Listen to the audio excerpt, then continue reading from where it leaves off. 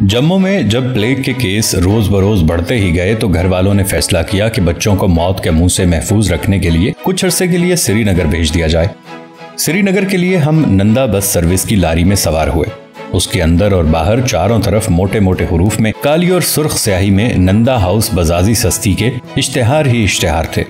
نندا house Jammu شہر میں کپڑے کی سب سے بڑی اور کشادہ دکان تھی۔ اس میں 8-10 کارندے ہر وقت کام میں مصروف رہتے تھے، لیکن دکان کے مالک نندا صاحب خود بھی بنفس نفیس صبح سے شام تک بڑے انہماک سے کام کیا کرتے تھے۔ وہ بڑے فربا تنوتوش کے بے حد لہیم و شہیم آدمی تھے اور اپنا وزن قابو میں رکھنے کے لیے ہر روز الصبح باقاعدگی سے ورزش کیا کرتے تھے۔ چنانچہ وہ سڑک پر 1-2 فرلانگ لشٹم پشٹم چہل قدمی کیا کرتے تھے، جس طرح پادبانی جہاز سطح آب پر ہچکولے کھاتا ہے اور پھر لکڑی کی 2-2.5 فٹ اونچی چوکی پر کھڑے ہو کر برسر عام 10-12 چھلانگیں لگایا کرتے تھے۔ حفظان صحت کے ان تقاضوں کو پورا کر کے نندا صاحب اپنی دکان کے فرش پر ٹانگیں پسار کر گاؤ تکیے کے سہارے بیٹھ جاتے تھے۔ گاہک چھوٹا ہو یا بڑا، امیر ہو یا غریب، ہزاروں کے مال کا خریدار ہو یا 2-3 گز ململ کا طلبگار، نندا صاحب سب کے ساتھ یکساں اخلاق، انہماک اور خندہ پیشانی سے پیش آتے تھے۔ ان کے کارندے گاہکوں کے سامنے کپڑوں کے تھانوں پر تھان کھول کھول کر ڈھیر لگاتے جاتے تھے اور چھوٹے سے چھوٹا گاہک بھی وہاں سے عزت نفس کا ایسا احساس لے کر اٹھتا تھا کہ پھر عمر بھر اس کے لیے کسی اور دکان کا منہ دیکھنا دشوار ہو جاتا تھا۔ یوں بھی تھان میں سے کپڑا پھاڑتے وقت نندا صاحب 1-2 انگل کپڑا گاہک کے حصے میں بڑھا دیتے تھے اور قیمت کے مول تول میں کچھ ایسا ہنسمکھ رویہ اختیار کرتے تھے گویا ان کا اصلی مقصد منافع کمانا نہیں بلکہ خریدار کا دل خوش کرنا ہے۔ کاروبار کی اس خوشکاری کے ساتھ ساتھ نندا صاحب کو اشتہار بازی کے فن پر بھی ید طولہ حاصل تھا۔ شہر اور گاؤں کے در و دیوار ہوں یا جنگل میں درختوں کے تنے، دور دراز ویرانوں میں پتھریلی چٹانیں ہوں یا آبادیوں میں بجلی کے کھمبے، ہر جگہ کونے کونے اور گوشے گوشے میں نندا ہاؤس بزازی سستی کا کتبہ موٹے موٹے حروف میں نگاہوں کا تعاقب کرتا تھا۔ دیکھتے ہی دیکھتے نندا صاحب کے کاروبار کو 4 چاند لگ گئے۔ بزازی کی دکان تو دن دگنی رات چوگنی ترقی کر رہی تھی۔ اب انہوں نے لاہور سے جموں اور جموں سے سری نگر تک ایک منظم بس اور ٹیکسی سروس بھی شروع کر دی۔ ساتھ ہی جموں میں پہلا سینما ہال بنانے اور چلانے کا سہرا بھی انہی کے سر رہا۔ مہاراجہ ہری سنگھ کی خوشامد میں انہوں نے اس کا نام ہری ٹاکیز رکھا۔ چاپلوسی اور خوشامد کے فن میں بھی نندا صاحب بڑے اہل کمال تھے۔ عام خریداروں سے لے کر والیان ریاست کی خوشنودی حاصل کرنا تو ان کے بائیں ہاتھ کا کھیل تھا، لیکن دائیں ہاتھ سے وہ اپنے بھگوان کو راضی رکھنے کے لیے بھی بڑے جتن کرتے تھے۔ ان کی فیاضی اور داد و دہش کے عجیب و غریب قصے مشہور تھے۔ یہ بات زبان زد خاص و عام تھی کہ شام کو دکان بڑھا کر وہ بہت سی ہندو بیواؤں، یتیموں اور محتاجوں کے ہاں بذات خود جاتے تھے اور ایک مخصوص رقم کا گپت دان ان میں تقسیم کرنے کے بعد اپنے گھر میں پاؤں رکھتے تھے۔ گرمی ہو یا جاڑا، بارش ہو یا آندھی، کاروبار میں نفع ہو یا نقصان، خفیہ اور خاموش خیرات کے اس تسلسل میں ناغہ نہ پڑتا تھا۔ جس پابندی سے نندا صاحب مایا دھرم کا پالن کرتے تھے، اسی طرح وہ ہندو جاتی کی سیاسی برتری قائم رکھنے کے لیے بھی خفیہ طور پر مستقل جد و جہد کرتے تھے۔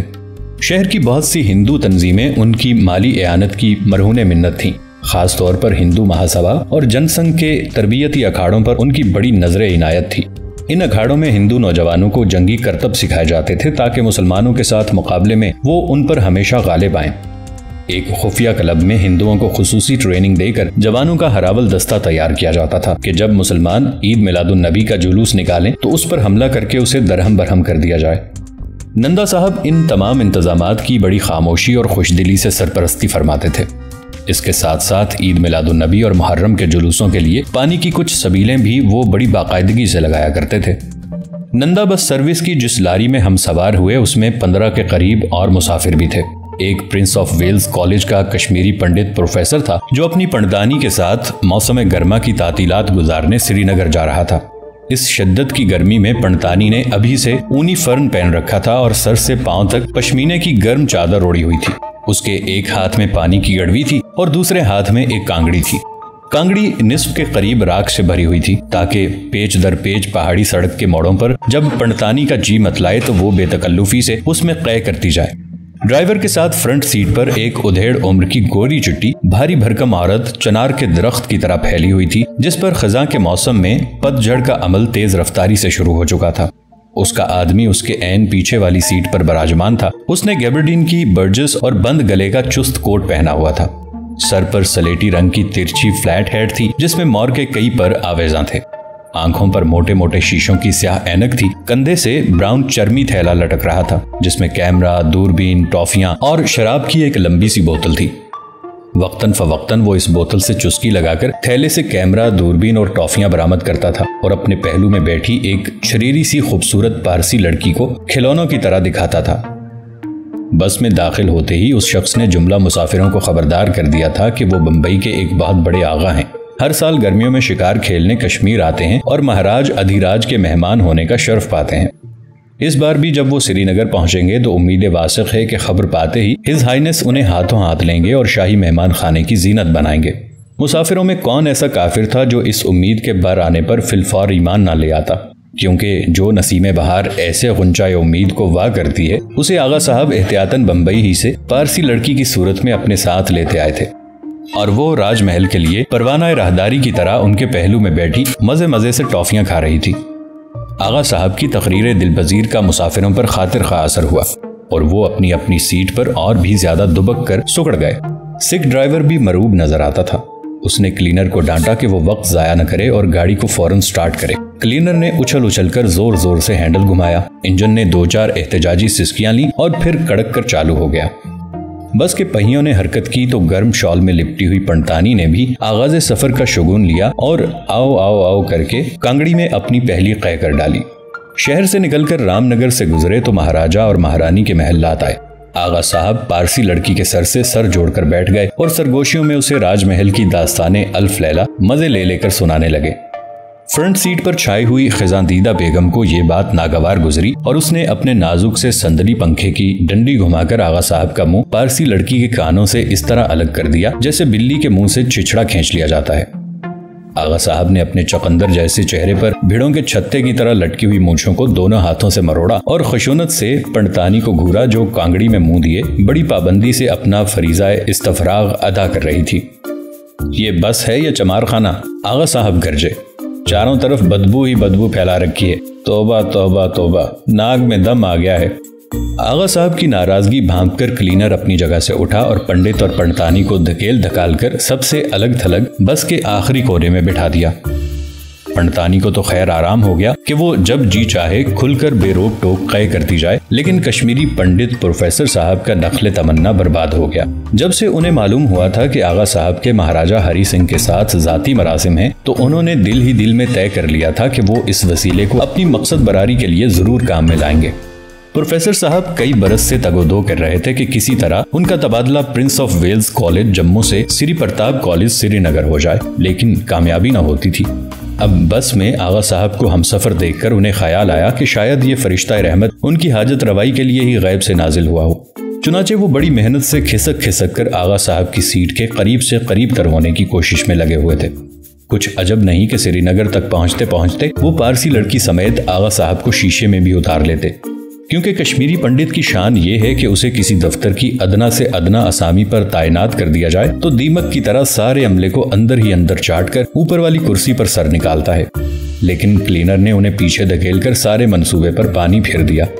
अब पंडितानी तो बड़े इत्मीनान से कांगड़ी में मुंह ठोंसे बैठी थी और प्रोफेसर साहब बसद हसरत व यास उन खुशकिस्मत मुसाफिरों का मुंह तक रहे थे जिन्हें अब भी आगा साहब की सीट का कुर्ब हासिल था। रामनगर से जरा आगे सिख ड्राइवर ने बस की रफ्तार एहतरामन हल्की कर दी, क्योंकि यहाँ पर नशेब में दरख्तों के झुंड के दरमियान पंज पीर की कोहना और बोसीदा सी कब्रें थीं। कुछ मुसाफिरों ने गर्दन झुकाकर पंज पीर को सलाम किया। अब पहाड़ी रास्ता शुरू होने वाला था और बस घाव घाव करती पेच दर पेच सड़क पर चलने लगी, जो भूरे पहाड़ और सब्ज दरख्तों के साथ काले रिबन की तरह लिपटी हुई कभी ऊपर उठती थी, कभी नीचे लुढ़कती थी और कभी बड़े बड़े बेजवी दायरे काटकर नजर से ओझल हो जाती थी। एक तरफ संगलाख चट्टाने ही चट्टाने थीं, दूसरी तरफ पुरमहीब गहराई ही गहराई। जगह जगह पहाड़ी झरनों का पानी छोटी छोटी शफाफ चादरें बनकर चट्टानों के ऊपर बहता था। सड़क के किनारे पक्के चबूतरे और हौज बने हुए थे और झरनों का पानी लोहे के नल के जरिए 24 घंटे उन पर गिरता रहता था। हिंदू डोगरे इन नलों की धार के नीचे खड़े होकर नहाते भी थे, कपड़े भी धोते थे, पानी भी पीते थे। मुसलमानों को इन चबूतरों के पास तक फटकने की इजाजत न थी, क्योंकि उनके छूने से चश्मे का साफ पानी नापाक होकर भ्रष्ट हो जाता था। जो बचा कुछा मुस्तामिल पानी चबूतरों से बहकर निकलता था, उसकी निकास सड़क के दूसरी जानिब नशेब की तरफ थी। یہاں سے یہ اثر نو ایک بیمار سی آبجو بن کر نیچے کی طرف رواں ہو جاتا تھا۔ اس سیکنڈ ہینڈ پانی کو اپنے استعمال میں لانے کے لیے مسلمانوں کو کھلی چھٹی تھی۔ 1.5-2 گھنٹے کی مسافت کے بعد ڈرائیور نے بس کا پانی بدلنے کے لیے ایک چشمے کے پاس پڑاؤ کیا اور مسافروں کو وارننگ دی کہ یہاں سے چل کر اب وہ ادھم پور پہنچ کر رکے گا، اس لیے جس نے کچھ کھانا پینا ہو وہ یہیں سے کھا پی کر چلے۔ سڑک کے کنارے ایک چھپر میں حلوائی اور سوڈا واٹر کی دکان تھی۔ ایک تھال میں باسی پکوڑے تھے جن پر کچھ مکھیاں بے دلی سے منڈلا رہی تھیں۔ دوسرے تھال میں لڈو تھے جن پر سری نگر بانہال روڈ کی گرد اس قدر تہ در تہ جمی ہوئی تھی کہ ان پر مکھیوں نے بھی بھن بنانا چھوڑ دیا تھا۔ لکڑی کے برادے میں لت پت برف کی سل ایک میلے سے ٹاٹ میں لپٹی ہوئی تھی اور لیمونیڈ کی بہت سی بوتلیں بے ترتیبی سے سامنے پڑی تھیں۔ سب سے پہلے دکاندار نے پتوں کے دونے میں پکوڑیاں اور لڈو ڈال کر لیمونیڈ کی ایک بوتل کے ساتھ بس کے ڈرائیور اور کلینر کو نذرانہ دیا۔ آغا صاحب اپنی بیوی اور پارسی لڑکی کو لے کر سائے میں ایک چٹان پر بیٹھ گئے اور اپنی تھرموس، شراب، گلاس اور سینڈوچ نکال کر پکنک منانے لگے۔ باقی مسافروں نے لیمونیڈ کی بوتلوں پر یورش کی۔ دکاندار نے 4 لڈو اور کچھ پکوڑے ڈال کر بہت سے دونے تیار کر رکھے تھے۔ جو مسافر لیمونیڈ طلب کرتا اسے مٹھائی کا ایک دونا بھی زبردستی خریدنا پڑتا۔ باقی سب مسافر تو خیر اپنی اپنی بوتل اور گلاس اور برف لے کر چھاؤں میں بیٹھ گئے، لیکن 7-8 مسلمان پیسنجروں کو لیمونیڈ پینے میں بڑی دیر لگی۔ دکان سے باہر کونے میں ایک ٹوکری لٹک رہی تھی، اس میں کانچ کا ایک میلا سا گلاس اوندھا پڑا تھا۔ مسلمان خریدار اس گلاس کو اٹھا کر فقیروں کی طرح ہاتھ پھیلائے دکاندار کے سامنے کھڑا ہو جاتا تھا۔ دکان والا دور ہی دور سے اس میں برف کی ڈلی چھناک سے پھینکتا تھا اور پھر بوتل کھول کر 1.5-2 فٹ کی بلندی سے گلاس میں لیمونیڈ انڈیل دیتا تھا۔ کچھ جاگ خریدار کے ہاتھ پر پڑتی تھی، کچھ چھینٹے اس کے کپڑوں پر اڑتے تھے اور 2-3 گھونٹ بوتل میں بچ رہتے تھے جسے منہ لگا کر اور ڈکار مار کر حلوائی خود ہضم کر لیتا تھا۔ لیمونیڈ پی کر ہر مسلمان اپنا گلاس دھو کر دوسرے خریدار کے لیے باہر والی ٹوکری میں لٹکا دیتا تھا۔ بس کا ڈرائیور زور زور سے ہارن بجا کر جلدی مچا رہا تھا۔ کلینر بھی بے صبری سے آوازیں دے رہا تھا۔ آغا صاحب الگ ناک بھون چڑھا رہے تھے۔ البتہ کشمیری پنڈت پروفیسر مطمئن بیٹھے تھے۔ انہوں نے حلوائی کی بھٹی سے پنڈتانی کی کانگڑی میں نئی راکھ مفت بھر لی تھی اور موقع پا کر آغا صاحب کے ساتھ اپنی گفتگو کی تمہید بھی باندھ لی تھی۔ کلینر سے ساز باز کر کے انہوں نے اپنی جگہ بدل لی تھی اور پنڈتانی کو پچھلی سیٹ پر اکیلے چھوڑ کر اب وہ آغا صاحب کے بالکل قریب آ بیٹھے تھے۔ بس دوبارہ روانہ ہوئی تو تازہ دم تھی، لیکن ڈرائیور کا موڈ بہت خراب ہو گیا تھا۔ سڑک پر تاحد نظر تتر بتر انسانوں کی لائن ہی لائن لگی ہوئی تھی۔ میلے میلے، بھورے بھورے، پھٹے پرانے کپڑوں میں ملبوس خمیدہ کمر لوگ 2-2 3-3 من وزن پیٹھ پر اٹھائے رینگ رینگ کر چڑھائی چڑھ رہے تھے، جیسے دیوار پر چیونٹیوں کی بے ترتیب قطاریں چل رہی ہوں۔ انہوں نے خشک گھاس کے بنے ہوئے چپل پہنے ہوئے تھے اور ان کے تمتمائے ہوئے چہرے پسینے میں شرابور تھے۔ یہ کشمیری مسلمانوں کی قوم نجیب و چرب دست و تر دماغ کے نمائندے تھے، جنہیں عرف عام میں ہاتھو کہا جاتا تھا۔ موسم سرما کے شروع ہوتے ہی وہ اپنا فردوس بر روئے زمین چھوڑ کر پا پیادہ قافلہ در قافلہ پنجاب کے میدانوں میں اتر جاتے تھے۔ ان کی مائیں، بہنیں اور بیٹیاں تو اپنے برف سے گھرے ہوئے چھوٹے چھوٹے چوبی گھروں میں ساری رات کڑوا تیل جلا کر قالین بنتی تھیں، یا شال اور غالیچے کاٹتی تھیں، یا پھولدار نمدے بناتی تھیں، یا اخروٹ کی لکڑی تراش کر نازک نازک سگریٹ کیسوں، تپائیوں اور پھولدانوں پر نقش و نگار کھودتی تھیں، جنہیں مقامی ساہوکار اونے پونے داموں خرید کر سیاحوں کے ہاتھ بڑی بڑی قیمت پر بیچ ڈالتا تھا۔ سنسان راتوں میں برفانی ہوا کے جھکڑ درختوں اور دیواروں اور چٹانوں سے ٹکرا کر خوفناک چیخیں مارتے تھے۔ وقتاً فوقتاً برف کے بڑے بڑے تودے چھتوں سے گر کر سناٹے میں زلزلوں کا ارتعاش پیدا کرتے تھے۔ تیل کے چراغ گل ہو جاتے تھے، کانگڑیوں کی آگ سلگ کر راکھ ہو جاتی تھی، لیکن لکڑی کے چھوٹے چھوٹے کابکوں میں مبہوس بوڑھی اور جوان عورتوں کی فنکار انگلیاں اپنے کام میں لگاتار مصروف رہتی تھی۔ دھڑکتے ہوئے دلوں سے وہ کبھی حضرت شاہ ہمدان رحمت اللہ علیہ کی حکایات میں مگن ہو جاتی تھیں، جنہوں نے وادی کشمیر میں اسلام کی شمع روشن کی تھی۔ کبھی وہ للہ عارفہ کے گیتوں میں صبر و قرار کا سہارا ڈھونڈتی تھی۔ صبر بیٹا صبر، صبر تو ایک سنہری پیالہ ہے، یہ اتنا بیش قیمت ہے کہ اسے خریدنے کا ہر کسی کو یارہ نہیں۔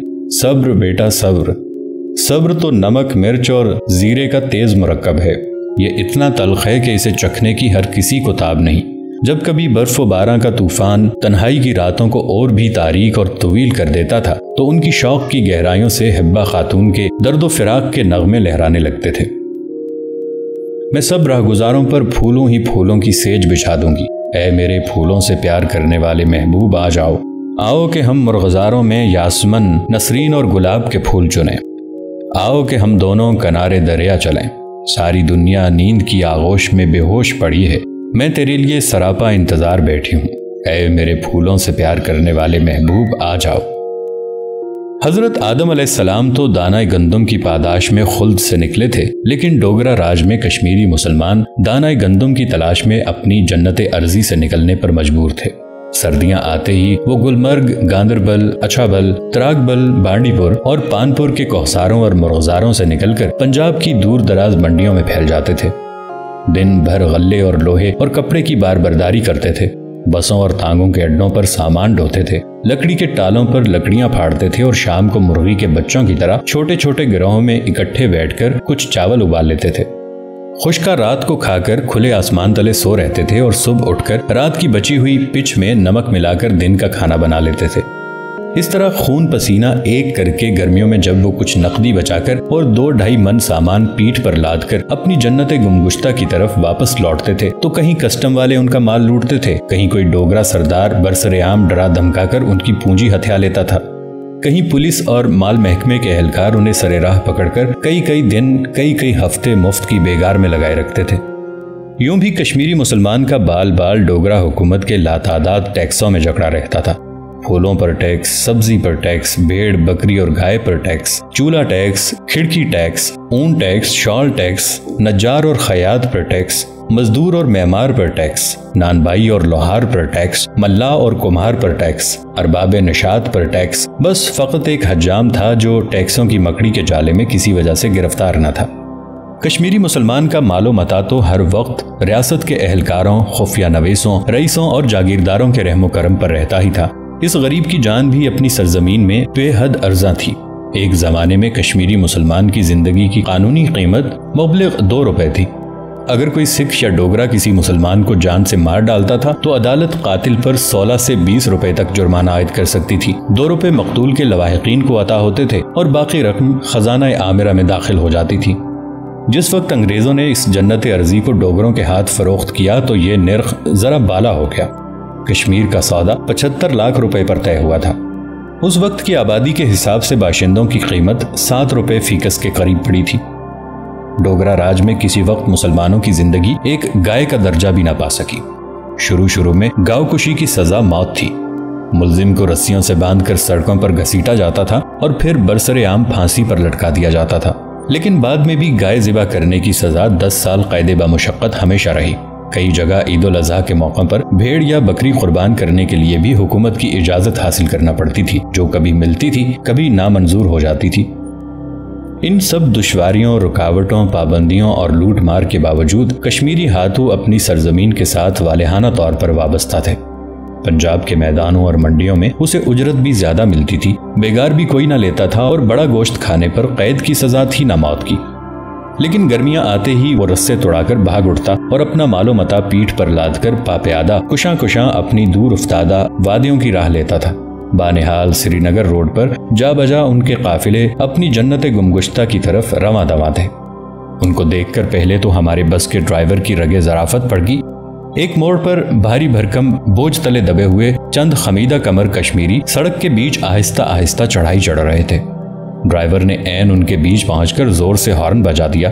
وہ خوف سے کانپ اٹھے اور بدحواس ہو کر ایک دوسرے سے ٹکرائے۔ کوئی لڑک کر گھٹنوں کے بل گرا، کوئی بس کے مڈگارڈ سے ٹکرایا، کسی نے لجاجت سے ہاتھ باندھ کر ڈرائیور کی منت کی، کچھ مسافر کھسیانی سی ہنسی ہنسے۔ آغا صاحب نے زوردار قہقہ بلند کیے۔ نوجوان پارسی لڑکی اس نظارے سے خاص طور پر محظوظ ہوئی۔ اس نے جھٹ پٹ آغا صاحب کا کیمرہ لیا اور سڑک پر گرتے پڑتے بدحواس لوگوں کی تصویریں اتارنے لگی۔ فوکس ٹھیک کرنے کے لیے آغا صاحب نے لڑکی کا سر اپنے سینے سے لگا کر دونوں ہاتھوں سے تھام لیا۔ ان کی بیگم نے سندلی پنکھے کی ڈنڈی ان کے کان پر جبو کر اس بندوبست میں رخنا ڈالا اور بس شاداں و فرحاں گھاؤں گھاؤں کرتی اگلے موڑ پر پہنچی۔ یہاں بھی ہاتھوں کے ساتھ وہی تماشا ہوا، پھر اس سے اگلے موڑ پر، پھر اس سے اگلے موڑ پر۔ 3-4 موڑوں کے بعد سب کی طبیعت اس دل پسند مشغلے سے سیر ہو گئی۔ اگر کوئی کشمیری سڑک کے درمیان نظر آتا تو ڈرائیور کے مزاج کا پارا چڑھ جاتا اور وہ سیاہ چشمان کشمیر کی آل اولاد کو کئی پشت تک بڑی غلیظ گالیاں دیتا۔ کلینر بھی ایک موٹا سا سونٹا لے کر بس کے دروازے میں کھڑا ہو گیا اور اسے گھما گھما کر راستہ صاف کرنے میں مصروف ہو گیا۔ اپنے بوجھ کے تلے دبے ہوئے بیچارے کشمیری بے بسی سے پریشان ہو کر سڑک پر ادھر ادھر بھاگتے تھے اور پہاڑی ڈھلانوں پر سایہ دار درختوں کے نیچے پکے چبوتروں پر بیٹھے ہوئے ڈوگروں کے لیے بڑی ضیافت طبع کا سامان فراہم کرتے تھے۔ لامبے لامبے کرتوں اور چوڑی دار پاجاموں میں ملبوس بڑی بڑی مونچھوں والے ڈوگرے ریاست میں شاہی اولاد کا درجہ رکھتے تھے۔ ان کے پاس وسیع جنگلات ہوں یا 1-2 ایکڑ اراضی، وہ اپنے نام کے ساتھ راجا یا ٹھاکر یا دیوان کا دم چھلا ضرور لگاتے تھے اور چھاتی نکال کر ایسے دمخم سے چلتے پھرتے تھے جیسے وہ ابھی ابھی راج محل کے پنگوڑے سے انگوٹھا چوستے ہوئے برآمد ہوئے ہوں۔ ان کی اراضیاں مسلمان مزارع کاشت کرتے تھے، ان کے مویشی مسلمان بچے جنگلاتی چراگاہوں میں چراتے تھے اور وہ خود آلتی پالتی مار کر بیٹھے چلم پیا کرتے تھے۔ چلم پینے کے علاوہ اپنے گھٹے ہوئے سر پر برسر عام تیل کی مالش کرانا بھی ان کا محبوب مشغلہ تھا۔ مالش کے بعد وہ اپنی چندیا پر لہراتی ہوئی 7-8 انچ لمبی بودی کو مونچھوں کی طرح تاؤ دیتے تھے اور دونوں ہتھیلیوں کے درمیان رسی کی طرح بانٹ کر پیچ در پیچ کارک سٹیو کی مانند اینٹ لیتے تھے۔ ان عجیب الخلقت ڈوگروں کے آس پاس شیشم اور دیار اور چیڑ کے درختوں کے نیچے اگر کوئی بانکی ترچھی ڈوگری سر پر پیتل کی دمکتی ہوئی گھاگر اٹھائے لٹکتی مٹکتی گزر جاتی تو پہاڑ کی پگڈنڈیوں پر گوٹے اور کناری اور لچکے کی جھالریں ہی جھالریں پھیل جاتی تھیں اور سڑکوں پر چلتی ہوئی بسوں کے ڈرائیور منہ اٹھا کر ان ڈوگریوں کے نظارے میں اتنے محو ہو جاتے کہ بسیں گرنے سے بال بال بچتی تھیں۔ ہماری بس بھی کئی بار کھڈ میں گرتے گرتے بچی۔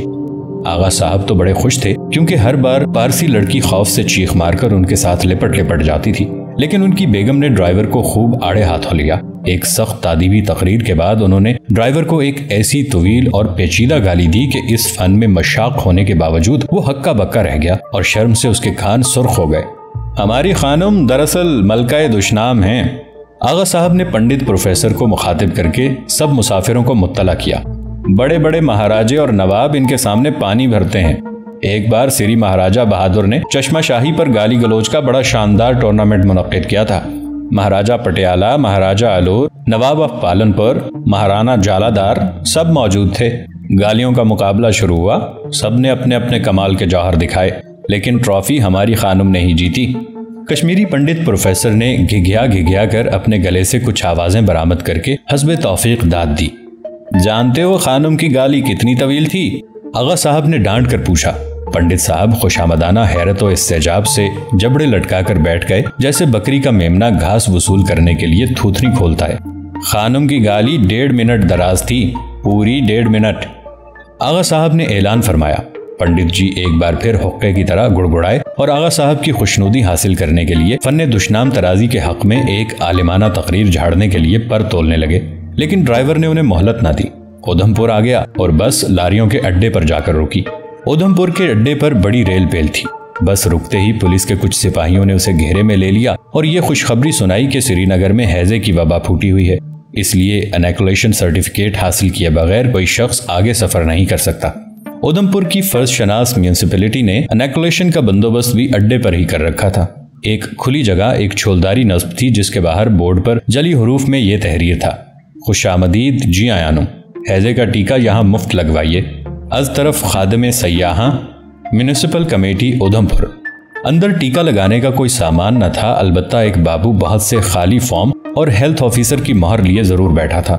ہر مسافر سے وہ 3 روپیہ نذرانہ وصول کرتا اور فارم پر کر کے اور ان پر مہر لگا کے ان کے حوالے کرتا تھا۔ باہر 1 روپیہ پولیس والا لیتا تھا، 8 آنے کلینر مانگتا تھا اور اس طرح 4.5 روپے میں وبائے ہیضہ کا انسداد کرنے کے بعد مسافر کو بس میں دوبارہ داخلہ نصیب ہو جاتا تھا۔ ہم اس سعادت سے محروم رہے کیونکہ ہم تو پلیگ سے بچنے کے لیے جموں سے نکلے تھے، ہیضے میں مبتلا ہونے کے لیے سری نگر نہیں جا رہے تھے، اس لیے ہم بس سے اتر گئے اور اگلے روز ایک دوسری لاری سے جموں واپس لوٹ گئے۔